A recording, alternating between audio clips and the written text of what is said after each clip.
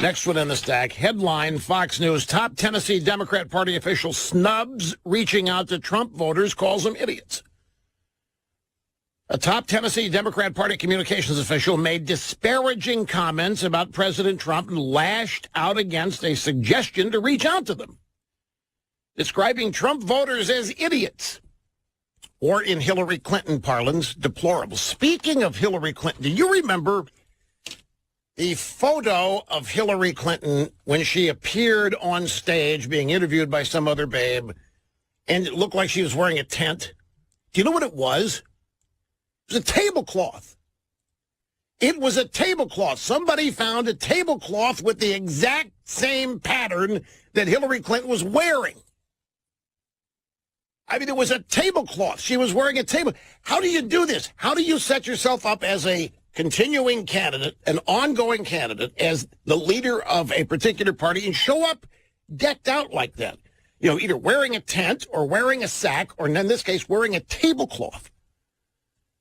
I mean, for crying out loud. And it looked like a tablecloth. Look, a tablecloth with a hole in the top of it for the head to protrude through. But anyway, she calls Trump voters and others deplorables. This guy calls Trump voters idiots. And I'm sure he thinks the same thing of you. Name is Mark Brown, a top communications official for the Tennessee Democrat Party, currently working as the leading spokesperson to help Democrat Phil Bredesen win the Senate race against Marsha Blackburn, has made a number of over-the-top comments on social media, including calling the, I can't even use the word here.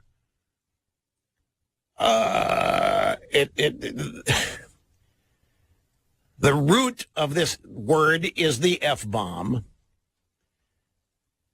and Putin's bitch.